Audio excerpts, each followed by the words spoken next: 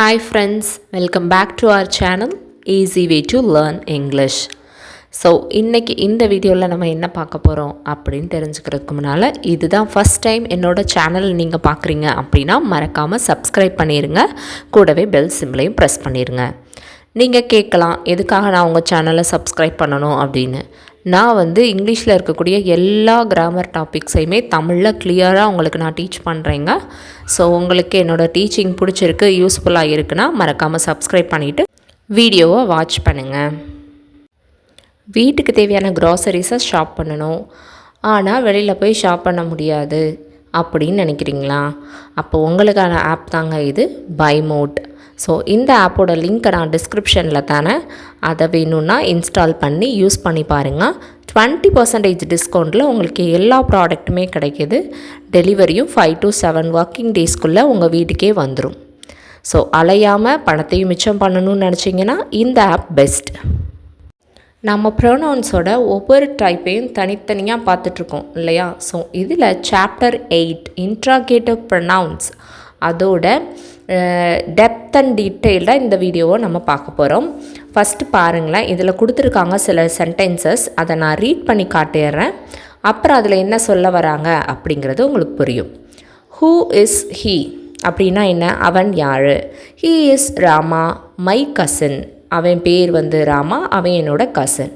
Who is she? She is Sita my cousin. Who are those two people?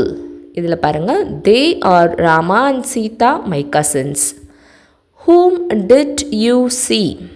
நீ யாரை பார்த்த அப்படின்னு கேட்டுட்ருக்காங்க. ஸோ அந்த யாரைங்கிற இடத்துல whom அப்படிங்கிற ஒரு கொஷனிங் வேர்டை இங்கே கொடுத்துருக்காங்க. ஸோ இதுக்கு எது ஆன்சராக வரும்? I saw Rama. Next one பாருங்கள், whom do you know in this town? இந்த டவுனில் உனக்கு யாரை தெரியும் அப்படின்னு கேட்குறாங்க. whom do you know அப்படின்னா யாரை தெரியும் உனக்கு? I know many people. எனக்கு நிறைய பேர் இங்கே தெரியும். about whom are you talking? யாரை பற்றி நீங்கள் பேசிகிட்ருக்கீங்க அப்படின்னு கேட்கணுன்னா about whom. ஸோ நம்ம இந்த அபவுட்லாம் இப்போ யூஸ் பண்ணுறதில்ல. எடுத்தோடனே whom you are talking about அப்படின்னு நம்ம கேட்குறோம். ஆக்சுவலி அந்த ப்ரிப்போசிஷனை கொஸ்டினோட ஸ்டார்டிங்கில் கேட்குறது தான் ரூல்ஸ் படி ஃபார்மலாக இருக்கும். நம்ம இப்போ அப்படியே அந்த ஃபார்மலான மெத்தடை யூஸ் பண்ணுறதில்ல. கொஸ்டினிங் வேர்டை ஃபஸ்ட்டாக யூஸ் பண்ணிவிட்டு லாஸ்ட்டாக நம்ம என்ன பண்ணிடுறோம், அந்த ப்ரிப்போசிஷனை ஆட் பண்ணிக்கிறோம்.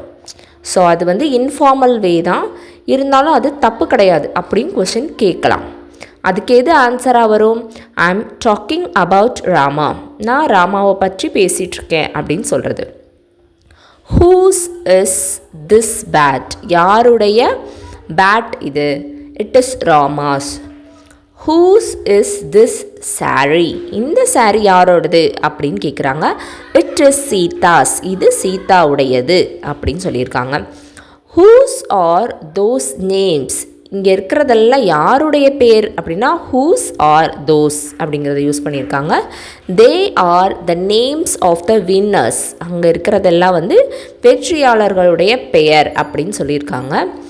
Whose is that car? அந்த கார் யாரோடது? That is my uncle's car. அது என்னோட அங்கிளோட கார் அப்படின்னு சொல்லியிருக்காங்க. ஸோ இதில் யூஸ் பண்ணியிருக்கக்கூடிய கொஷனிங் வேர்ட்ஸ் எல்லாம் பார்த்திங்கன்னா அதை ஒரு ப்ரனவுனால் தான் ஃபில் பண்ண முடியதாக இருக்குது. ஸோ இந்த ஹூ, ஹூம், அதெல்லாம் ஹூஸ் அப்படிங்கிறதெல்லாம் ஒரு ப்ரனவுனை போட்டால் அந்த இடம் ஃபில் ஆயிடுது. ப்ரனவுன், நவுன் ஆர் ப்ரனவுனை போட்டால் அந்த இடம் ஃபில் ஆயிரும். ஸோ இதிலே பார்த்தீங்கன்னா 3 டைப் ஆஃப் கேஸ் கொடுத்துருக்காங்க. என்ன அப்படின்னா நாமினேட்டிவ் கேஸ். நாமினேட்டிவ் கேஸ்னால் நேரடியாக அந்த வார்த்தையை போட்டு ஃபில் பண்ணுற. இப்போ ஃபஸ்ட் கொஸ்டின் பாருங்களேன், ஹூ இஸ் ஹீ அப்படின்னு கேட்டதுக்கு நம்ம என்ன பதில் சொன்னோம்? He is Rama. ஸோ இது நேரடியாக நம்ம கேட்குறது, அது யார் அப்படின்னு கேட்குறது. இதே பொசசிவ் அப்படின்னா யாருடைய அப்படின்னு கேட்குற மாதிரி மீனிங்கில் வரக்கூடிய கொஸ்டின். அதுக்கு தான் ஹூஸ் திஸ் பேட் அப்படின்னு பார்த்தோம். இது யாருடைய பேட்? ஸோ எங்கே உடைமையை குறிக்குதோ அது பொசசிவ் அப்படின்னு சொல்லியிருக்காங்க. நெக்ஸ்ட் பாருங்கள், அப்ஜெக்டிவ். யாரை பற்றி? யார் அங்கே ரிசீவர் ஆஃப் த ஆக்ஷனாக இருக்காங்களோ அவங்கள அப்ஜெக்டிவ் கேஸ் அப்படின்னு நம்ம சொல்லுவோம். ஸோ இந்த இடத்துல ஹூம் அப்படின்லாம் கொஷின் கேட்குறோன்னா அவங்க அப்ஜெக்டிவ் கேஸாக இருப்பாங்க. அவங்க தான் ரிசீவர் ஆஃப் த ஆக்ஷனாக இருப்பாங்க. சென்டென்ஸில் லாஸ்ட்டும் அவங்கள மென்ஷன் பண்ணியிருப்போம். ஸோ ஒரு கொஷனிங் வேர்டு வந்து 3 விதமாக நம்ம கேட்க முடியும் அப்படின்னு சொல்லியிருக்காங்க. ஸோ அதுக்கு எக்ஸாம்பிள்ஸ் தான் இந்த 10 சென்டென்சஸ். டைரக்டாக கொஷின் கேட்காம இன்டைரக்டாக கூட கொஷின் கேட்கலாம். அதுக்கான லாஸ்ட் எக்ஸாம்பிள்ஸ் 3 பாருங்களேன். 3 எக்ஸாம்பிள்ஸ் கொடுத்துருக்காங்க. I asked who was speaking, யார் பேசிகிட்டு இருக்காங்கன்னு நான் கேட்டேன் அப்படின்னு சொல்கிற இடத்துல இப்படி யூஸ் பண்ணலாம். Tell me what you have done, நீ என்ன முடிச்சிருக்கான்னு வந்து சொல்லிட்டு போ அப்படின்னு சொல்லுவோம் இல்லையா. ஸோ இந்த கொஸ்டினையே ஒரு சென்டென்ஸ் ஃபார்மெட்டில் கேட்டிருக்காங்க. சே which you would like the best, இருக்கிறதுலையே எது உனக்கு ரொம்ப பிடிக்குங்கிறத சொல்லிடு அப்படின்னு சொல்லியிருக்காங்க. ஸோ இதை வந்து கொஸ்டினாகவும் கேட்கலாம், பட் இதை சென்டென்ஸாகவும் மேக் பண்ணியிருக்காங்க.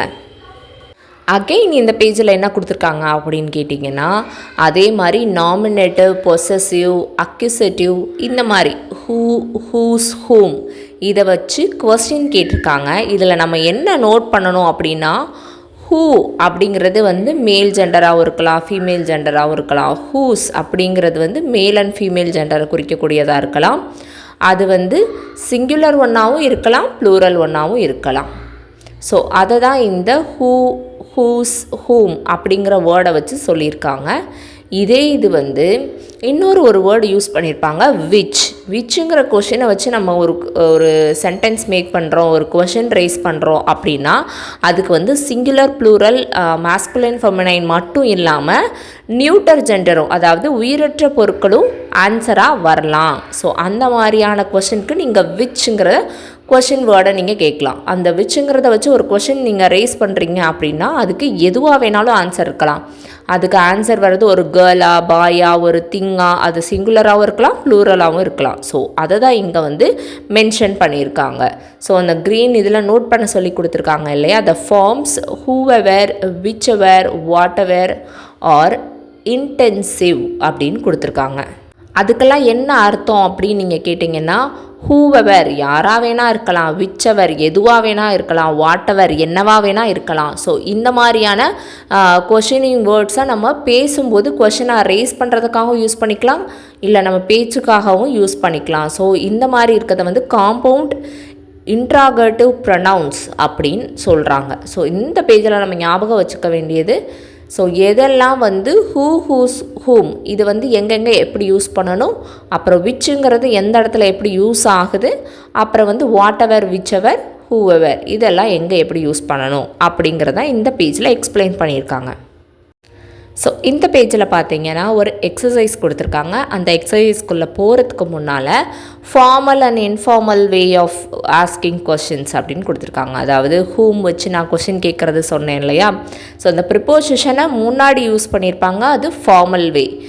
அந்த ப்ரிப்போசிஷனை கொஷினோட எண்டில் யூஸ் பண்ணியிருந்தாங்கன்னா அது இன்ஃபார்மல் வே. ஸோ அதை ரீட் பண்ணி பார்த்தா தான் அதோட டிஃப்ரென்ஸ் என்னன்னு நமக்கு புரியும். ஹூம் ஆர் யூ காலிங், நீ யாருக்கு ஃபோன் பண்ணுற, யாரை நீ கூப்பிடுற அப்படின்னு கேட்குறதுக்கு ஹூம் ஆர் யூ காலிங்கிறது ஃபார்மலான வே. ஆனால் இப்போது இன்ஃபார்மலாக இவங்க எப்படி யூஸ் பண்ணியிருக்காங்க, ஹூ ஆர் யூ காலிங், ஹூம்னு யூஸ் பண்ணுற இடத்துல ஹூங்கிற வேர்டையே யூஸ் பண்ணிக்கிறாங்க, எம் சேர்க்காமையே. ஸோ அதுவும் கரெக்டான வே தான், ஆனால் அது இன்ஃபார்மலான வே. ஸோ நீங்கள் வந்து டைப்பிங்லேயோ இல்லை எழுதும் போதோ இல்லை ஒரு ஹையர் அத்தாரிட்டிகிட்ட நீங்கள் பேசும்போதும் இந்த ஹூங்கிறத யூஸ் பண்ணிங்கன்னா கரெக்டாக இருக்கும். ஜஸ்ட் உங்கள் ஃப்ரெண்டு சும்மா பேச்சு வழக்கில் நம்ம பேசிகிட்டு இருக்கோம் அப்படி இருக்கிற இடத்துல ஹூ யூஸ் பண்ணால் ஓகே தான். நெக்ஸ்ட் பாருங்கள், about whom are you talking, யாரை பற்றி பேசிகிட்டு இருக்கீங்க அப்படின்னு கேட்குறதுல அபவுட் ஹூம் அப்படின்னு கொஷினை ஸ்டார்ட் பண்ணியிருக்காங்க. ஆனால் இன்ஃபார்மல் வேலை எப்படி இதை கேட்குறாங்கன்னா who are you talking about, இங்கே ஹூம் கூட யூஸ் பண்ணலைங்க, ஹூ மட்டும்தான் யூஸ் பண்ணியிருக்காங்க. டாக்கிங் அதுக்கப்புறம் அபவுட்டுங்கிறத சேர்த்துருக்காங்க. நெக்ஸ்ட் ஒன் பாருங்கள், பை ஹூம் வாஸ் த போம் ரிட்டன், யாரால் எழுதப்பட்டது. இந்த ஆல் அப்படின்னு நம்ம யூஸ் பண்ணுறோம் இல்லையா. ஸோ அதுக்கு தான் இந்த ப்ரிப்போசிஷன் பை யூஸ் ஆகுது. ஸோ யாரால் இந்த போயம், இந்த கவிதை யாரால் எழுதப்பட்டதுன்னு கேட்டிருக்காங்க. இது வந்து ஃபார்மல் வே. இதே இன்ஃபார்மலாக எப்படி கேட்கலாம் அப்படின்னா ஹூ வாஸ் த போம் ரிட்டன் பை. ஸோ இப்படி டைரெக்டாக ஹூவே யூஸ் பண்ணிவிட்டு வாஸ் த போம் போட்டுட்டு ரிட்டனுக்கு அப்புறம் பை போட்டிருக்காங்க. ஸோ எங்கெல்லாம் ப்ரிப்போசிஷனை முன்னாடி போட்டிருக்காங்களோ அது ஃபார்மல் வே, ப்ரிப்போசிஷனை லாஸ்ட் வச்சு நீங்கள் கொஷின் கேட்குறீங்கன்னா அது இன்ஃபார்மல் வே. நெக்ஸ்ட் பாருங்கள், இங்கே செட் ஆஃப் சென்டென்சஸ் கொடுத்துட்டாங்க. அங்கே எந்த கொஷின் வேர்டை போட்டால் அது வந்து சூட்டபிளாக கரெக்டாக இருக்கும்னு கண்டுபிடிச்சி நம்ம போடணும். ஃபஸ்ட்டு ஒன் பார்க்கலாமா? Dash wishes to see you. உன்னை யார் பார்க்கணுன்னு ஆசைப்பட்டா அப்படின்னு தானே கேட்போம். ஸோ யார் அப்படிங்கிறதுக்கு who wishes to see you. Dash did she say was the winner. யாரை வின்னர்னு அவ சொன்னா? ஸோ யாரை அப்படின்னு கேட்குறதுல whom. Dash of the girls can sew the best. அதாவது தையல் தைப்பாங்களே, அதாவது சியூ அப்படின்னு சொல்லுவாங்க. இங்கே இருக்க கேர்ள்லேயே யார் பெஸ்ட்டாக தைப்பா அப்படின்னா விச். ஸோ எங்கெல்லாம் வந்து இந்த குரூப் ஆஃப் கேர்ள்ஸு திங்ஸ் எல்லாம் சேர்ந்து வருதோ அங்கே நீங்கள் பெஸ்ட்டு விச் போடுறதா நல்லது. ஸோ இங்கே which of the girls can sew the best. அப்புறம் பாருங்கள், which of you has done this. இங்கே இருக்கக்கூடியவர்களில் யார் இதை நீங்கள் செஞ்சது, அதாவது whom கேட்குறத விட இந்த இடத்துல which நீங்கள் போட்டிங்கன்னா அது மோர் சூட்டபிளாகவே இருக்கும்.